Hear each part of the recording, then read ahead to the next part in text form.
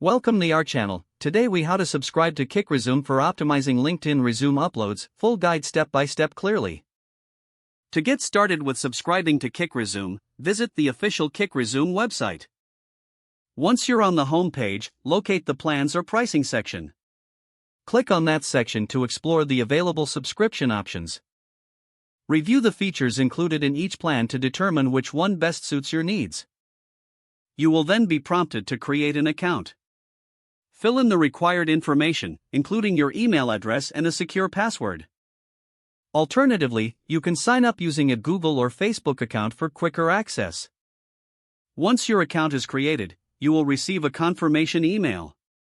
Check your inbox for this email and follow the instructions to verify your account.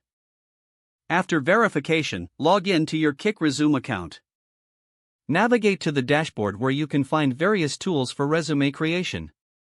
Select the resume template that you would like to use. Edit the template to include your personal information, work experience, and education details. Make sure to optimize your resume by using industry-specific keywords relevant to your field. Once you are satisfied with the resume, save your changes. Now, it's time to upload your optimized resume to LinkedIn. Go to your LinkedIn profile and click on the Add Profile section button. Choose the featured option, then Media, to upload your newly created resume. Select the file from your computer and ensure it's in a compatible format like PDF or docx. After the upload is complete, add a title and description to your resume for better visibility. Finally, save your changes and view your LinkedIn profile to ensure your resume appears as intended. You're now ready to leverage your Kickresume optimized resume on LinkedIn. If the page does not load, refresh the browser or try again in a private or incognito window.